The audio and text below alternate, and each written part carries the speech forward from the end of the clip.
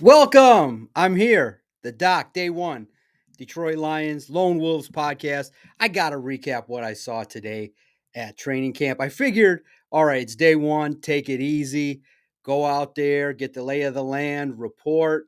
But I just got to. There's so much news already. So, you know me, addicted to podcasting, want to bring you guys an opportunity. If you have any questions, hop in the chat, go over to YouTube, hit the notification bell, subscribe to the podcast. If you have any comments, questions, I'll try to get to as many as humanly possible. I was out there bright and early. I'll be there every single day, but I have some moments here. I couldn't get away. There's so much to cover that I want to share. I feel like I have the pulse of the internet, and the doc spidey senses are feeling like the news that was made today probably didn't make Lions fans comfortable. Is it time to panic? Is there concern regarding the Detroit Lions and their defense? I have thoughts. I have thoughts about what I saw at training camp. I have thoughts about what Dan Campbell said about Alex Anzalone. I think there might be some PR spin happening here. We'll see. And it might be predicated on their veteran linebacker. Does he show up to practice on Monday? Because if he doesn't practice Monday, what Dan Campbell said to the audience today, to the reporters and the fan base, might not be true. So I'm going to talk about it. If you have any questions, like I said, fire it up. I'm here. I'm here to recap everything I know about what I saw with the injuries.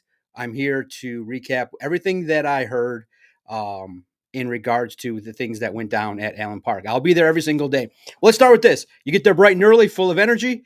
And I am trying every year to get one more reporter for my outlet to go out there with me, to have a friend, but it ain't happening because the room is limited. I always take it personally. I'm like, why won't they give me the second reporter? Please. It's one set of eyes running over two fields. It's a little tough, and I'm getting older, but I got more energy. The more I broadcast, the more I do these things, the more I like it. I kind of like the challenge, but you look around and the room is packed. There is no more room. And I'm trying, I don't know how to creatively say without begging, look, give me one more credential for my outlet. I have the resources.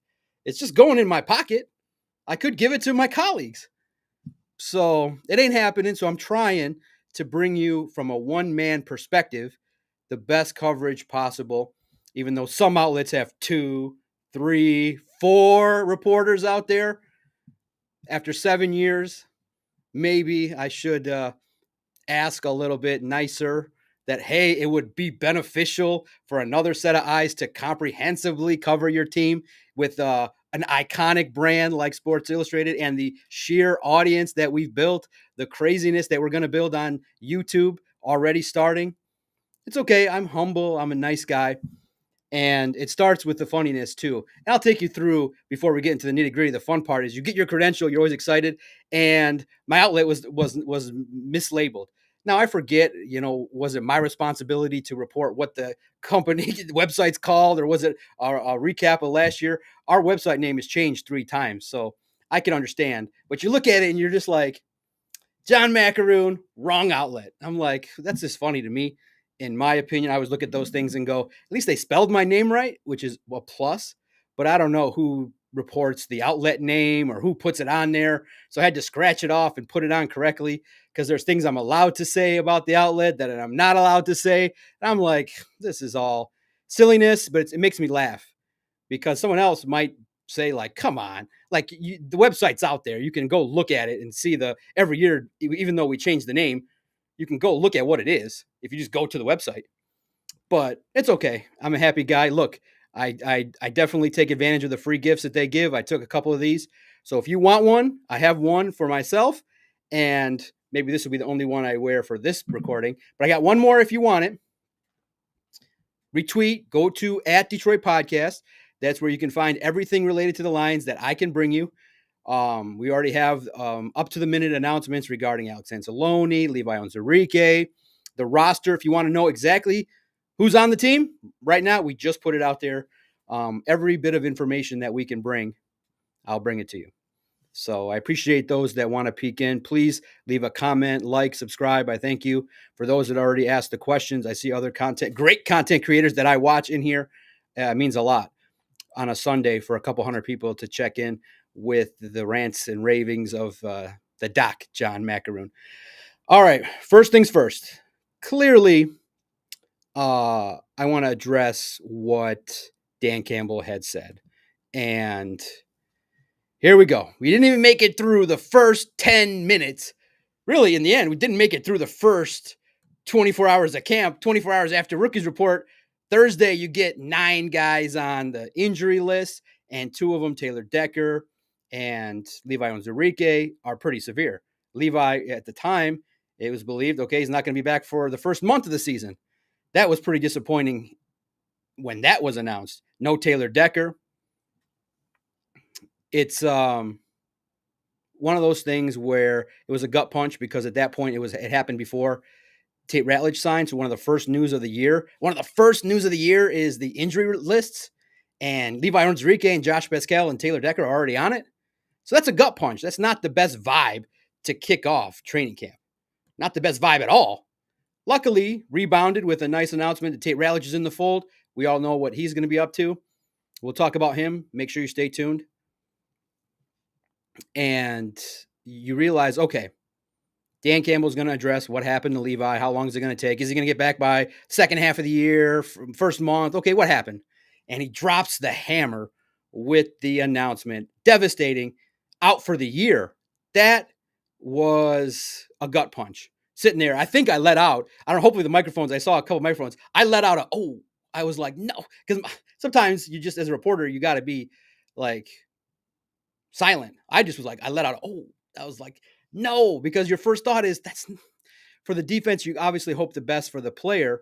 Clearly, naturally, as a human being, you hope that he recovers well, can have a long career. But my first thoughts are always going to be about, man, the Detroit Lions defensive line is taking another hit. What's the impact going to be? Is it time to panic? Well, here's my thoughts on it. But first, let me address, because I do know you guys are here for a quick, a lot of things that first people ask about is, do I have any official updates on Ennis? No, I do not. Other than there was a collision and he was being evaluated for a chest injury. You hope it's not severe. We will ask Dan Campbell first thing tomorrow on Monday. Maybe if something terrible happens, it'll be reported via his agents outwardly. I already have questions into the agents, but let me just let you guys know. The agents like me off the record. They like me. Clearly, what's not to like? On the record, they wait for the official news to their friends who are helping them out in better ways than I can. I joke with them. I'm like, you guys think I'm going to pay you for information? Get the hell out of here. I'm trying to get paid. I'm not trying to give you guys gifts and laugh. And we joke. I met a couple at the combine and let them know, is this the game you guys play? Okay, you got your, is there a way for the doc to get on your list of 3? Tom, Adam, and Jordan? They're like, yeah. But I'm not willing to play that game. So it's cute. It's nice that they're open about it. But I message agents all the time. They're friendly. They're normal attorneys. But in the game of passing along stuff for information, I don't need to do that. I can wait the extra 40 seconds. Typically, the national media will find out, and then I'll find out like 2 minutes later. That's fine. It's all good. I'm hoping for the best that Ennis is okay. But I'm going to talk about what could happen if he is out for an extended period of time. No update yet on Ennis. No replies yet. Probably still getting tested, and hopefully it'll be a couple, at the worst, maybe just miss the acclimation period before pads come. But it's unfortunate. It is part of the reason to panic is that for some reason, and it's football, look, it's just one of those deals where the players that have been dealing with injuries that the Lions are taking risks on, it hasn't been continuously working out. Like a guy like Ennis Rakestraw that was dealing with issues in college, still having issues professionally. That's tough because most players are going to be dinged up in some fashion. No player is truly healthy, but it's a physical sport. But a player like Ennis Rakestraw that was dealing with some things, that's what made some people concerned about the selection was he was dealing with some health issues, some injury matters in college, and is now continuing into now the first training camp practice doesn't even make it out of practice number 1. Similarly with Levi, there were concerns about his injuries. And you recognize that a player that last year, You hear about the Lions sack totals and pressure numbers. He was a significant portion of the reason the team had a lot of pressures last year. It wasn't like he was a bum when he was out there. So now you are dealing with a loss of a player that could have helped you this year, get pressures, be a versatile player along the interior and the edge there along the defensive line. So is it time for the Lions to panic in regards to their total season? No, but there is an assessment you can start to formulate. In my mind, and you guys always remember, I'm of the opinion defense wins championships. I would rather win by destroying the other quarterback. But it's a different league. And it doesn't have to go my way. It doesn't have to go how John wants it to go, how the doc wants it. So defensively, you just got to hold on. Just work it, get better any way possible. Hold on tight because the defense is just going to hopefully, like last year, bend, don't break, get your turnovers when you need to, make the key play with the core that you have. You remember, you still got Aiden Hutchinson, you still got Jack Campbell, still got DJ Reed and Terry and Arnold. You have the two best safeties in the world, in my humble opinion. Great personalities, I think great football players, great on social media, total packages. Two great safeties that will help on the back end. Are they going to give up chunk yards? Yes. Our quarterback's going to have some time to throw? Potentially. But they will generate pressure. They will. Maybe from the linebacker spot, from the Sam linebacker, from Derek Barnes, from Jack Campbell, from some different players, Marcus Davenport. And so, what are the solutions? Well, it ain't Levi Onwuzurike. It's my humble opinion. You just got to move on. You cannot sell to this fan base that he's going to come back. So, no more contracts for him.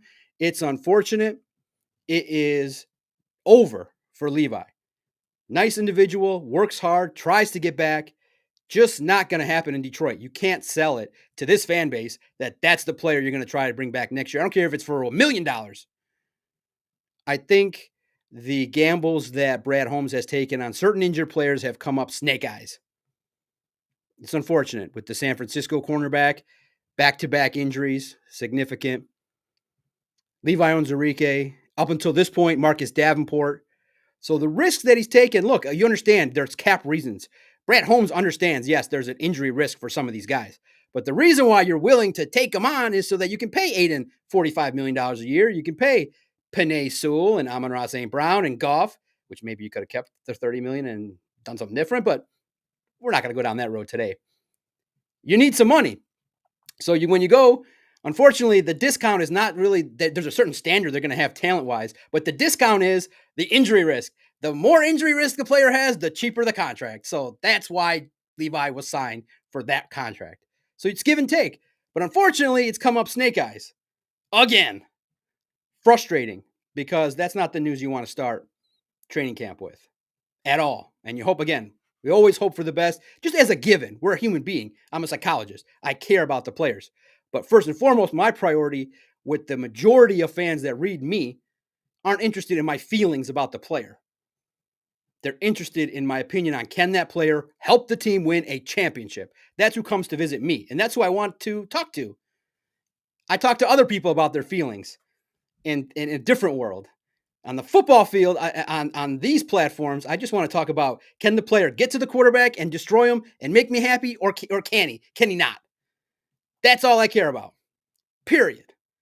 I'm not a jerk, not insensitive. I just put it out there. My priority is to the masses. We can get into the nitty-gritty of the psychology at different times if you want online at Detroit Podcast, but on a public platform with 400 or 500 people, they want to know, Doc, what do you think about the defensive line? It took a hit today. That stinks, but you got to move on. Next man up. And the blessing is, I think there's a couple next men up. I think Pat O'Connor has the potential to be a versatile player and take advantage of an opportunity. And I think that Tyleik Williams, thankfully, is a player that I believe will have an opportunity to develop quickly. He was out there doing his thing, getting in the backfield, showcasing some moves, playing alongside DJ Reader. I like what I saw. He was impressive. It was funny to see DJ Reader hustling with Broderick Martin and Tyleik Williams there in the big man drill. Check it out at Detroit Podcast. There's some answers. Okay, so it's not totally a loss. All right. So the solution, like everybody says, exactly right. Like John Hughes, longtime supporter of us. Next man up. Got to handle business. So you got to handle what you got to handle. You got to be able to get out there. And I do think that there's some answers. And here's a name that I think people are going to pay attention to as well. Roy Lopez is going to have an opportunity. So you lose Levi. What also stings is Josh Pascal, too. Now potentially going to be gone for an entire preseason. It's not going to be something that is going to be fruitful to start. So thank you for the compliment. Here's Johnny. Like it. Can't complain. Please fire any questions about what you saw. I'll try to get to as many training camp questions as possible. And like I said, family members of the players check in. Thank you so much. It's great. Longtime friends out west, worldwide, check in. I really love it and appreciate it. And so, like we're talking, is the sky falling? No, the sky is not falling. It's not time to panic already. Relax.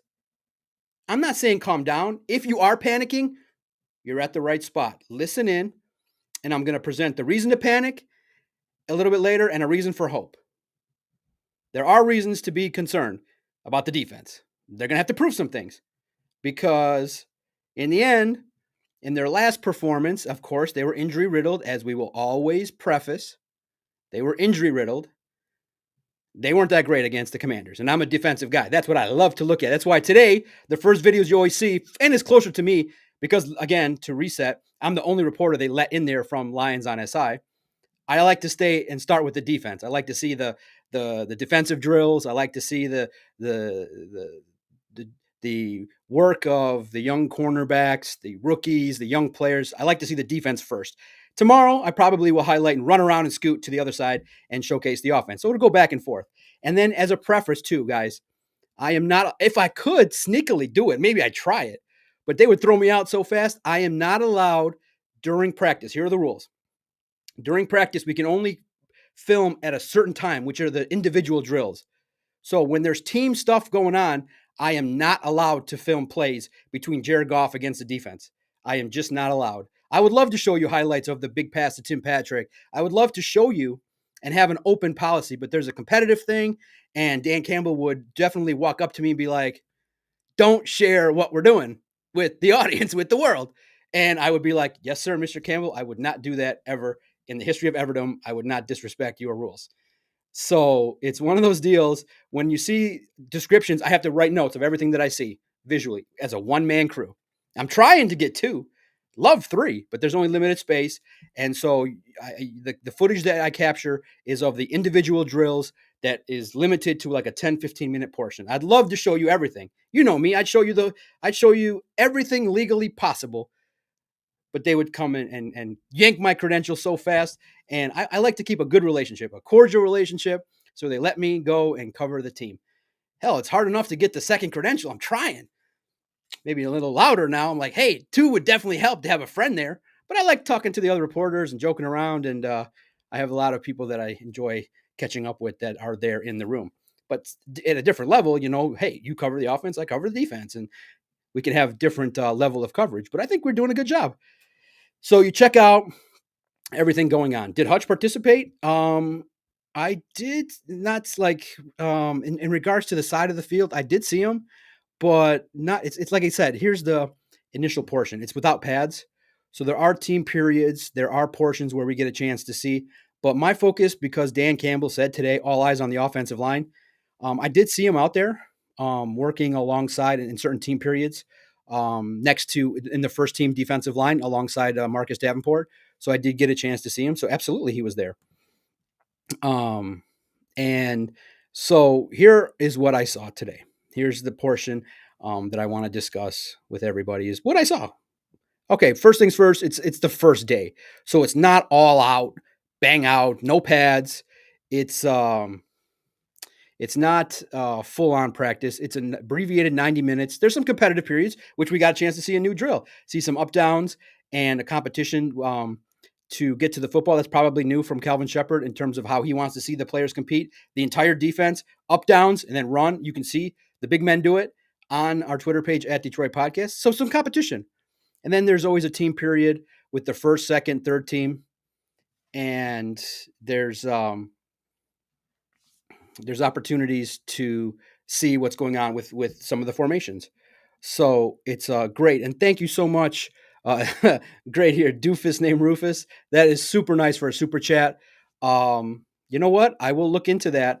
Um, ah, I think there's a little bit of facetiousness here in regards to what you're saying, but thank you guys. We'll get your post highlight if you want to drop any money to me. It really is nice. Is he related to Davenport? Distant cousins, right? But I get what you're saying in regards to his potential availability, if I'm catching what you're saying.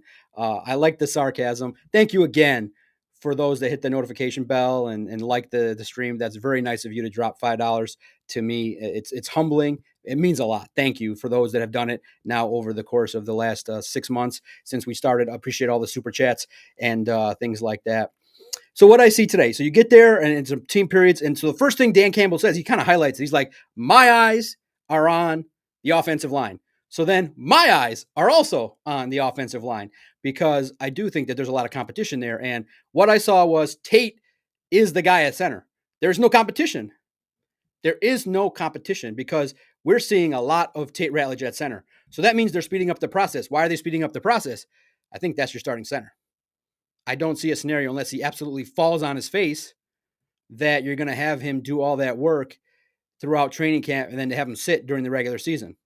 So I think it's a fair presumption that within reason, unless the procedure, the tempo is not what the offensive staff would like moving forward, I think we have a starting offensive line. I think your starting offensive line, if everything is given, most likely is probably going to involve Taylor Decker, Christian Mahogany at left, Tate Ratledge at center, Graham Glasgow, your right guard, and Penei Sewell. You like that? Do you like that starting lineup? I do. I think that could work. Tate Ratledge was out there, so that was a good thing. And he's taking all the snaps. He looks comfortable. He's leading the team, and that's what you want. He's got a similar frame to Frank Ragnow. I think there could be a transition period, but I think they like what he can bring to the table. Tate Ratledge, I believe, is going to speak to reporters at some point in the first week of training camp, so we'll get a lot more insight into his comfortableness. Is he the guy? I like what I saw. And then you get the depth. You got Giovanni Manu, who looks a little bit slimmed down. Looks a little bit like he is dropping some body weight to kind of be a little bit more athletic out there. And I do think that there's opportunities for him to have a reserve role there. Dan Skipper, in lieu of Taylor Decker not being there, was the one taking the snaps at left tackle. Dan Skipper, doing his thing, a pro, veteran pro, doing his thing, handling business. What did I see? Second unit, you got a lot of opportunity to see some young players there. Kingsley Egwakun got an opportunity to get a bulk of snaps along with Nice at center. So you have an opportunity to see finally I can say got to see Jamarco Jones out there as well, athletic, can move around. I think he's got a chance to be in the competition for a reserve role as well. But as camp progresses, we'll continue to look at the rotations as they continue to shift. Great question. How did Manu look? He's looking good. I think that he looks more athletic. He definitely has against the second team defensive line. He definitely can put his hands on people and move them. He looks more athletic. He looks like he's anchoring a lot better. And I think that the onus to him is be forceful, be impactful with your movements and get after it. And don't be afraid to be violent. And he was pushing people around. There was a good tone to what I was seeing with Giovanni Menu. I think he's more comfortable. And I think the work that he did this offseason at the offensive line camp is truly going to help with Taylor Decker. I thought it looked great. So I do see opportunities for him to get in to the lineup and do some things. So I'm hoping that there are opportunities for him to develop. Now, and again, this is day one. So the first things first for us is to acclimate, count all the players, get our bearings back from being out there. You got to remember too, we were used to sleeping until like later, getting up at 5:30 in the morning is a little tough. It's going to be, but we get back at it. So we acclimate to count all the players to see who's there. Make sure, we get, acclimated ourselves to, okay, this is what we're seeing with some drills and here's what we're seeing. So in the team periods, I liked what I saw from, unfortunately, guys, I like what I saw from Kyle Allen a little bit more than I liked it from Hendon Hooker. Kyle Allen was slinging it. was slinging it all over the place confidently. He got the second team unit. You're with better players, and he was slinging it. And they were trying to incorporate Tesla. Didn't make the deep pass connection as much as we would like, but it's day one. But Kyle Allen was slinging it. Looked a little bit more confident. Looked like, okay, this guy's going to be a forceful nature in the competition. Now you look at Hendon Hooker. He's with the third team. And you go, man. All right, okay, he's with the third team. He's probably going to rotate back and forth like he did. And he just, again, very consistent in that, okay, he made a nice throw, delivered, stepped up in the pocket, delivered a zinger out there. But in terms of, you only have a limited amount of reps. And I just thought Kyle Allen outdid what Hendon Hooker did today. So, tomorrow maybe Hendon Hooker will get the number twos. Again, I do think those mix and match. But for him, the competition is going to be the preseason games.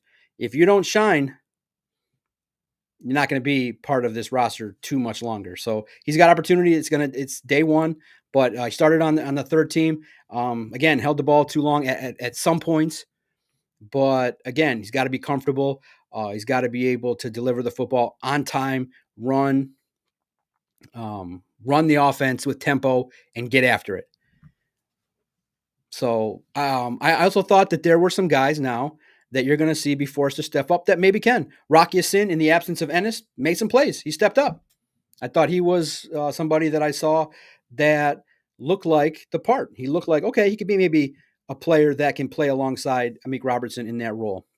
So those are some positive signs, is that there are players that maybe could step up in the lieu of some players getting hurt. Pat O'Connor, again, moving around the defensive line. I like what I saw. Roy Lopez, I like what I saw. I like what I saw from Tyleik Williams. Best play of the day, couple plays. Goff slung it to Tim Patrick. I thought was a great play. Got open there and handled business. Tim Patrick, sure-handed, did his thing. And then the staples. Amon-Ra St. Brown battling DJ Reed is great. DJ Reed had a couple of pass breakups against Amon-Ra and others. But primarily you got to see Terrion against JMO, which is always fun. You got to see DJ Reed against Amon-Ra. Now, Amon-Ra knows his routes. He knows exactly where the spots are and the soft spots in the defense, and boom, he's right there. So that every practice you go to, you're going to know Amon-Ra is going to run a crisp route. He's going to have the great connection with Jared Goff, and he's a pro, and he's going to be a nightmare for anybody to cover, even DJ Reed. But DJ Reed held his own, and there were times he was step for step. And, of course, quarterbacks on the first day, they were slinging it, and there were some overshot passes. So the connections in team periods weren't that great to Lovett or to Tesla or JMO. It was a little bit more underneath stuff and things that would be, what you would presume is, rudimentary type stuff on the first day. So that's where I look at it and I say, okay, good for a first day. Offense, positive sign. I can't say detailed wise, but I can kind of hint at it. You can go when the YouTube comes out. David Montgomery and Jahmyr Gibbs are asked a question. You can surmise what happened. But let's just say, if Jahmyr Gibbs is lining up out wide and there's another running back on the field, could that mean some different looks for the offense? It's a positive sign, potentially, in regards to maybe some new sets out there. Because David Montgomery was asked about it publicly. So, interesting. Could they do that more often? Positive sign. I think the reason why you need to invest in this team and not panic too much is you have one side of the ball that I believe is going to be elite. So this is the side where I talk you off the ledge, and this is the side where when you get pissed off and nervous about the defense, fall in love again with the offense. David Montgomery, Jahmyr Gibbs, Jared Goff. Offensive line that's young and hungry and nasty. Amon-Ra St. Brown, Jameson Williams. Just collectively, I don't see if the puzzle fits. Now, of course, there's going to be some single talents, Jamar Chase, Justin Jefferson, T. Higgins. There's going to be some individual talent across the league. But collectively, I love this offense. I think that they're gonna hum, and they're going to score a lot of points. What probably is going to happen is you're just going to need the defense to make a couple plays, and that's how this team is going to operate. I feel like Jared Goff has everything under control. Everything is going to operate well. JMO is going to dominate the competition. Sam Laporta, when he needs a play, will make it. As long as the offense stays healthy, Remember, the defense took a big hit last year. They won 15 games. Why? The offense was elite. So the same thing could happen again, where Brad Holmes cannot build a defense because they can't stay healthy because they're going up against Penei Sewell and Tate Ratledge, and they're getting their ass beat. And they can't handle it, facetiously. But I look at it and I say, as long as that offense stays on the right side of history and stays healthy and produces, Johnny Morton cannot even mess this up. So that's your sign of hope, is that offense is going to play great. I see a lot of points, a lot of touchdowns, a lot of cheering, a lot of singing at Ford Field from the anthem singer. Forward down the field. You're going to hear it a lot. When you get nervous, play that in your head. A charging team that will not yield. Play that in your head. You should feel better. I feel better. Talking about the defense just pisses me off because I want to be the best. And so there are reasons to panic.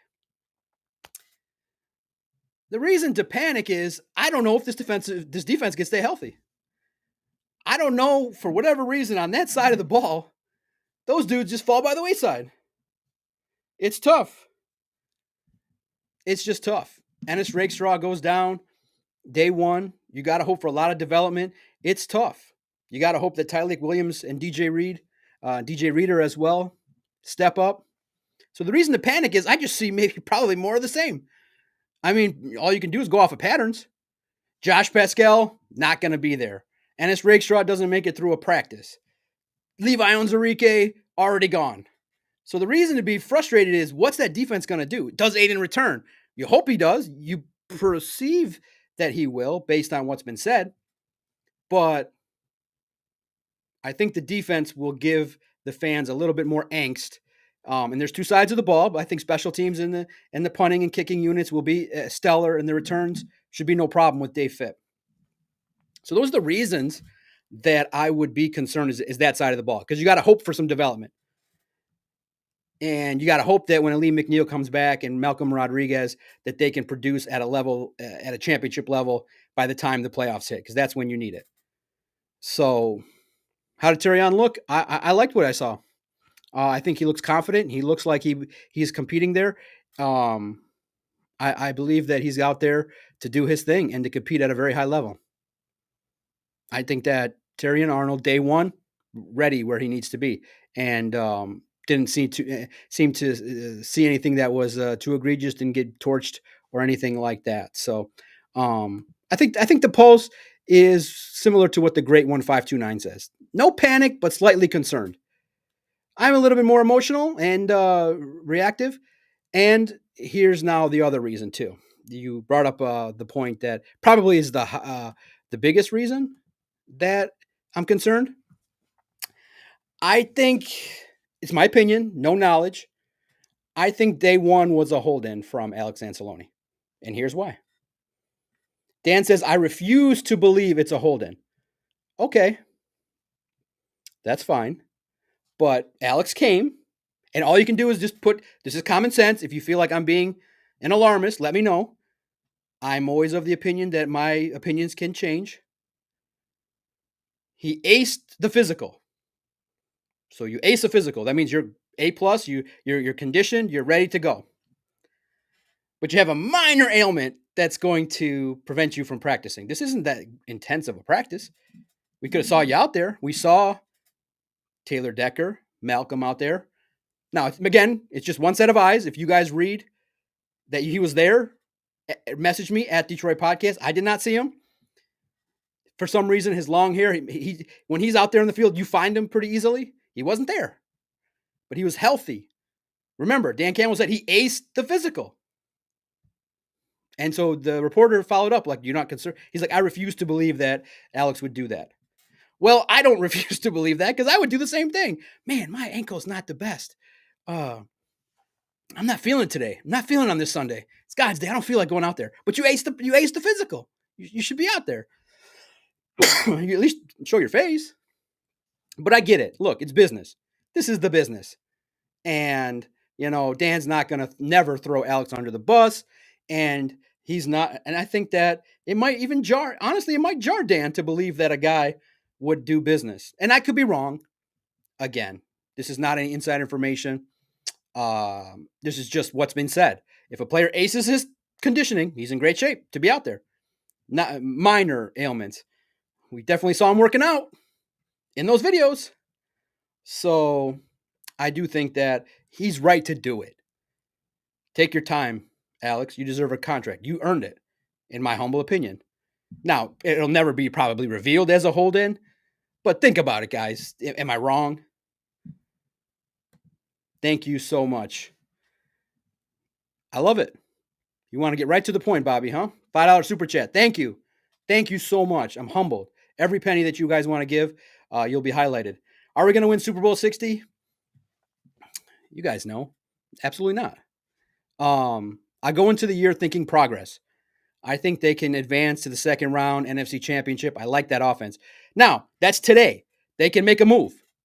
I think they're going to make a move. I think when they see that offense, it can compete against some of the best in the world. When they see some of the weaknesses on defense, it's going to be added. Maybe it's a Darius, maybe a veteran. You saw the Commanders add Von Miller.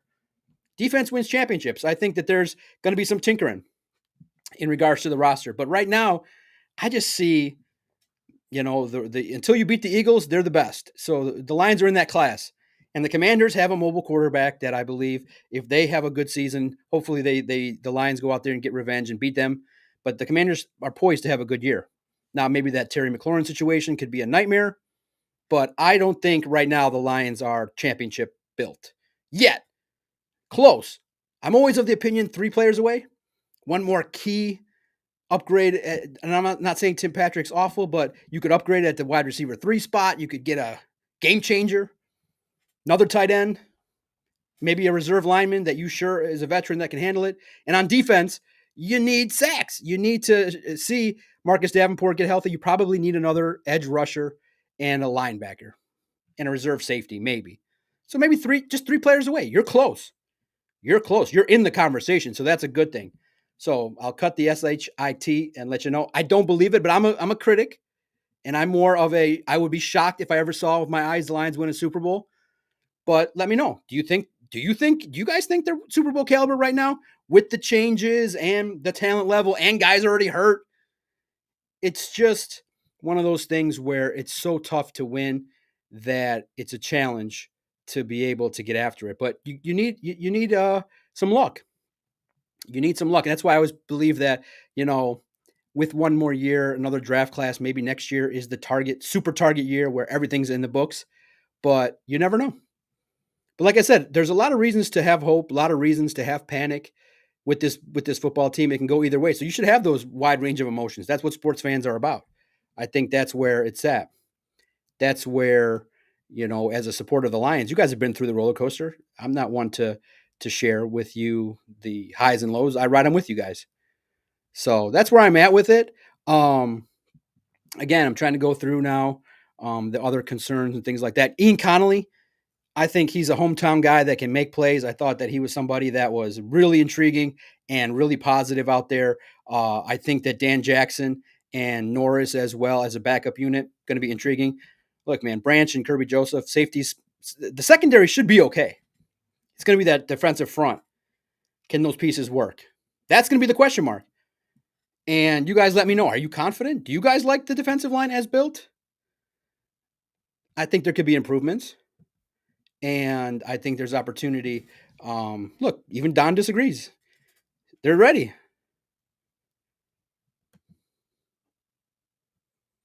So you look at it and you say, okay, where are you guys at? I think a lot of people have I think a very varying degree of opinions regarding what the Lions are about. Would you bet on it? Would you bet $100 right now the Lions would win?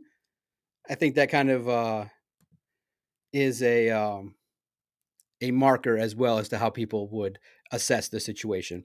Adam G gets in. Panic's a strong word. Mild concern maybe, considering we have to shore up whatever we need before the season. I am confident in who we have, but we can get better. Exactly. And I think when we say panic, it's that there is this, once they got to the, Adam, they got to the NFC Championship game, you were right there. You could almost taste it. You were in the Super Bowl. You choked it away. So once you were there, you got that small taste like this is a Super Bowl caliber team. And then last year, 15 wins.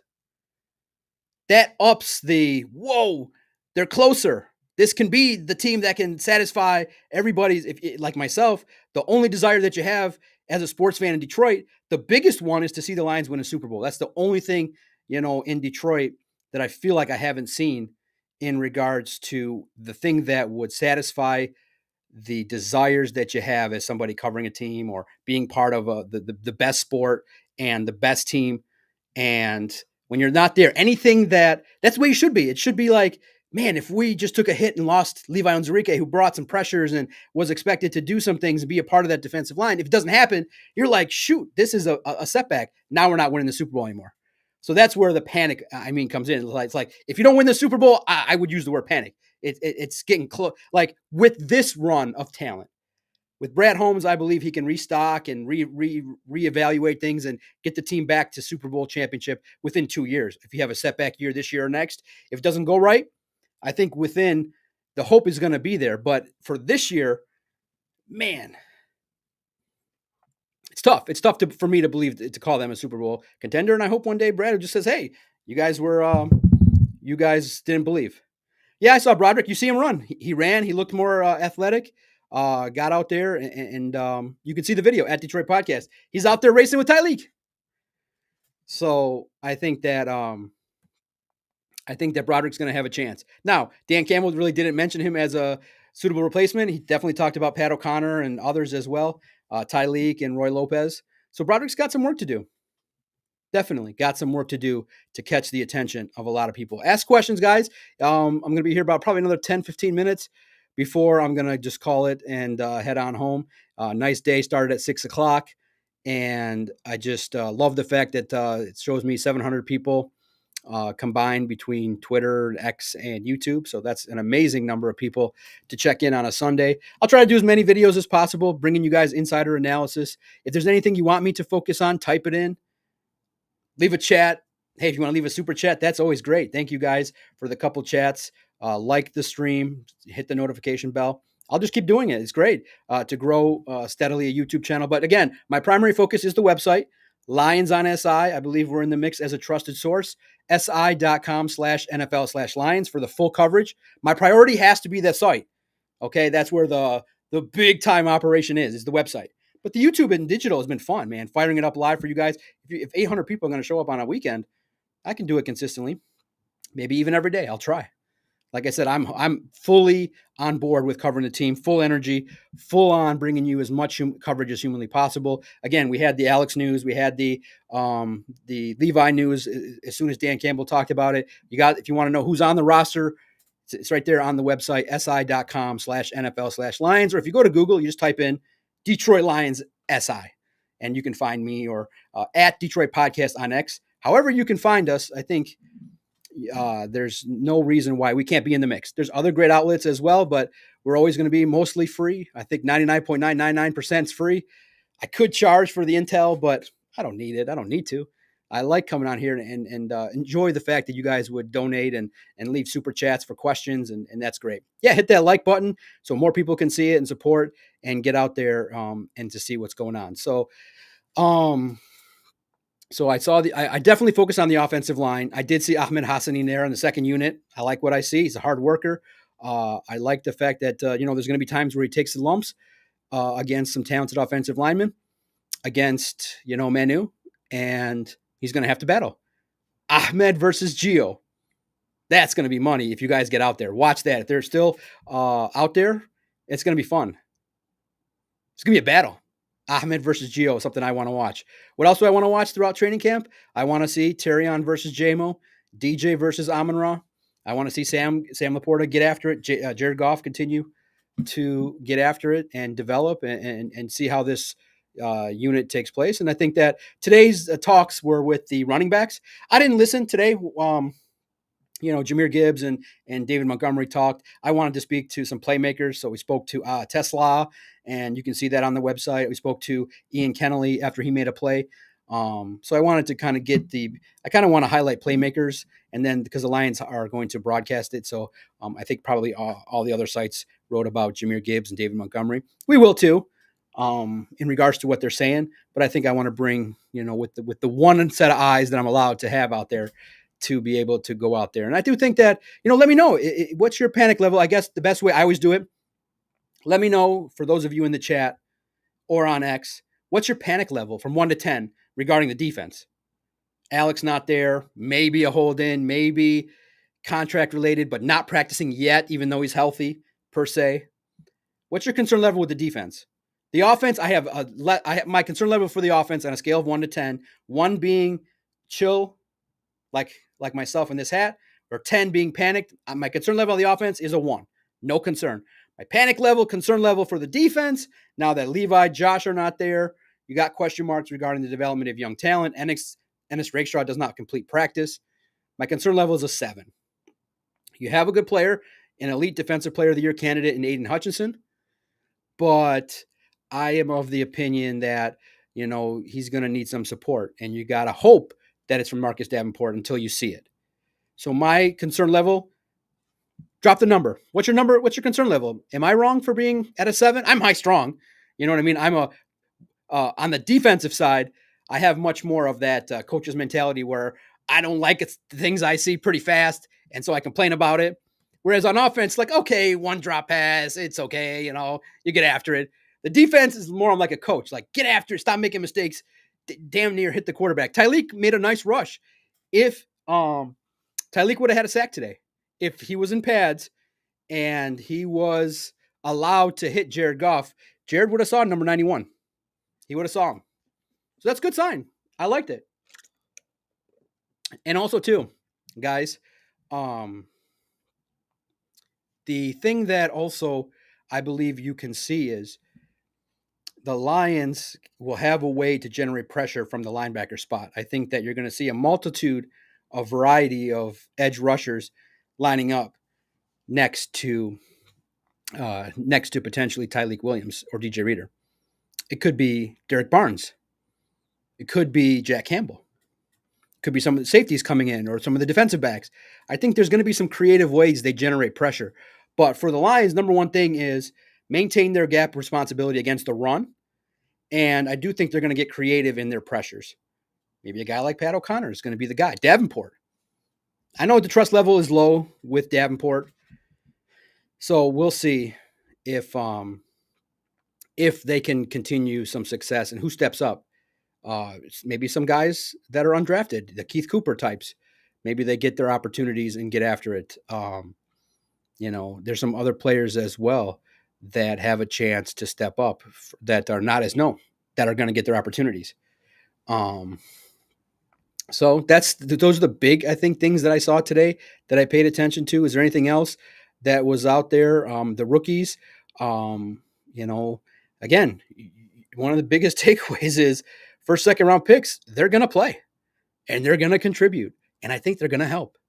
I do think that Tesla will be that next question mark regarding how much he gets, because I think Patrick's heads and tails further than him. Tesla was dealing with some things that puts you behind. Patrick was out there working. Look at the photos. Patrick was working with Goff in the offseason, out there probably traveled to get together. Tesla was dealing with some things. It didn't happen. I think he admitted that today was one of the first times he actually seen Jared Goff toss the ball in his direction or in that manner. So it's a uphill climb, but he'll get there eventually. But I think that clearly 1, 2, 3 are set. It's going to be a tough climb for Tesla to have a lot of impact early. Maybe a red zone target, but he'll have a nice preseason to catch up to speed pretty quickly. This is a far-fetched idea, but will Brad ever be on the hot seat in your eyes? Okay, now this goes to, and I thought about this driving. These are the things I do think about. How much would the fan base get uncomfortable if the Lions turn into the Bills and the Steelers, where they just get there every year but never get over the hump? I would not be happy, but I would never probably call for the firing of Dan Campbell or Brad Holmes, because every time you're in the postseason, you got a shot. It's better to be in the postseason than not. This is the best talent evaluation that I've ever seen. This is the most proficient in regards to general managership that I've seen, and this is the most honest I've seen. General managers say we believe in draft and develop and pay our own guys. It's a strategy. They follow it. It produces wins. It's hard to argue because then I truly believe the question you would ask is who's better? Because I would think that it's safe to assume that the next guy would do worse because we've seen a lot of bad GMs be hired by the Lions. They know what that looks like. This is special. This is special. Yeah, he has misses on his record. He has a weakness. He has a thing, but there's a reason for the thing. It's not because of incompetence. It's not because he doesn't know, man, we're risking it with this defensive back, but we need some help. We need some physicality, but we don't want to pay him $25 million. We already got a couple guys that we're going to have to pay. Look at what happened in the cornerback. The cornerback market went up. Terrion Arnold's going to get paid because of Sauce Gardner. So Brad Holmes knows what's the deal, but he's gambling. The gamble is cheap player, unfortunately, comes with some risks. And all those risks, unfortunately, with the players that have been hurt have come up snake eyes. That's the problem. So you can't build a perfect team because of the cap. But I would not think I think the fan base loves the winning. But there will be loud voices that come on the radio and say, fire him. It's win or else. I would be tough. That would be the tough thing. I thought about it. I just don't know. From my perspective, I would be mad. I would be frustrated when they don't win. But the team is going to be, I think, in the postseason every year. But I just don't know if that final cash in, because I do see a weakness in regards to one area. He does have a weakness. And it's for whatever reason, I get it. You trust your own evaluation. You don't know what the risks are great. You've already been burned with Cam Sutton. The external picks that he's made haven't been as wonderful as it could be. Remember, too, guys, the Eagles did kind of cement it with Saquon. They had a good team. But if you look at the total picture of what Howie Roseman brings and you just analyze it, draft is pretty nice. Defensive line, Super Bowl where there's no blitzes and they get to the quarterback. Free agency was pretty good. Made some blockbuster moves, and they make trades when they need to. That sounds like a winning recipe. Trades, external free agent signings to cap off a team that's close, a mobile quarterback that's didn't break the bank until recently, and the ability to go out and make trades when you need to, let go of some pieces and replace them, and get to the Super Bowl, redo what you need to do, and then get back at it. That's pretty slick. That's pretty sweet. And it's not to say that Brad can't get to that level, but he's got some ways to go. He's the best Lions general manager that you've ever seen, handles the media well. A little bit, one mistake he made was thumping his chest after the team choked in the NFC Championship. But hey, I definitely can relate to that.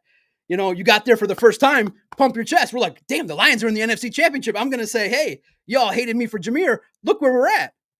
I am not a stranger to bragging. So, but in the end, you brag when you win the ring, not when you get, blow a 17-point lead. But I get the idea. Hey, people thought we were going to stink forever. We don't stink. But the big picture is win the title. That's the goal. And Dan Campbell and Brad Holmes, I like the relationship. I think Dan Campbell's very measured, very honest when he needs to be, and motivates these players. But again, you also have to respect your opponents.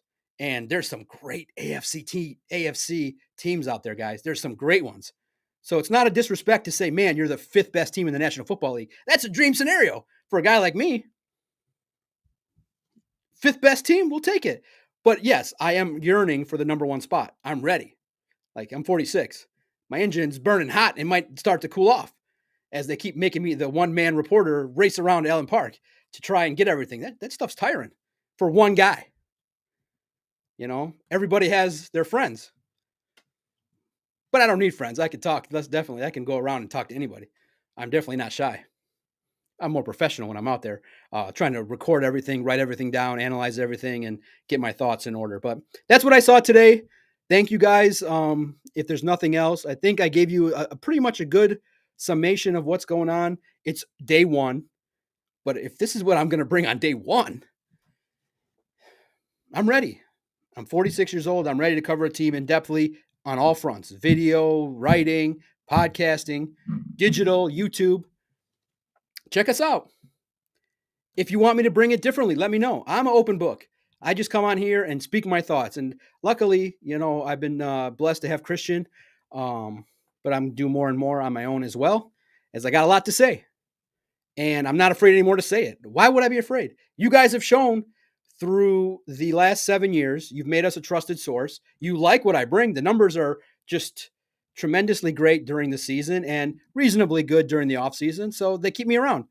It's not a difficult formula. If you guys keep reading and engaging and commenting and 850 people show up on the weekend, they'll keep me around. And if they don't, then, it was a beautiful run. But I think the bosses like me. I like the bosses. I love my meetings with them. And like I said, my goal is same as anybody's goal. More live broadcasts, more opinions, more ways to share what I think, because what I think is relevant. It's not out of the realm of what a lot of people would think, but there's also room for debates. And I'm ready to have them with you guys. If you want to change my mind, I'm open to it. But I'm not shy. What's to be shy about? I made it. I cover an NFL team. I feed my family covering football and yelling in a microphone. It's the best job in the world. And you guys came out here and tipped me for it. I'm humbled, truly, truly humbled to be able to do it. Again, I'm a fan, not a trained journalist, but I have the ability to put words together, put thoughts together, and give opinions. That's what I want to do. And thankfully, you guys have given me the opportunity to do that in various platforms. And I'm humbled. I'm truly humbled. Like I said, I work for the fan. I work for the people that, hey, you ask Dan this, I'll do it. That's who I work for. I don't work for anybody else. And you guys have rewarded me with a career, let me have fun, be myself, be creative, be interviewed by a lot of people. I'm going to show up at a couple interviews tomorrow. So again, you dictate what the coverage is, whatever it is you want to know about an undrafted free agent, what he's bringing to the table. We'll go find that answer. I'm here. Like I said, I have my own interests, definitely with the rookies. Like I said, we talked to Ian Kennelly. We'll have the running backs coverage. Again, I believe we're in the mix, and that's all I ever wanted. I don't think I want to be the best site or the most talked about site or the most subscribed YouTube. I just wanted to be in the mix. Just somebody that would be allowed to go there and bring a perspective. And I think it's a fair one. It's a fair one. I like what I like. I like one side of the ball. I don't like the other. I have more concerns about the other because they keep falling apart.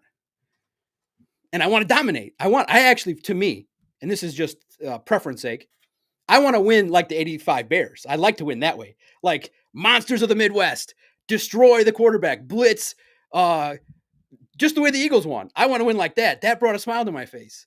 But I can also accept winning where Jared Goff's throwing a bomb to J-Mo and he's shimmying in the end zone. We can do all that. I can handle that.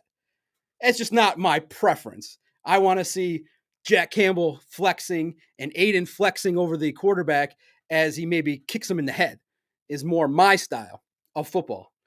The Sue style.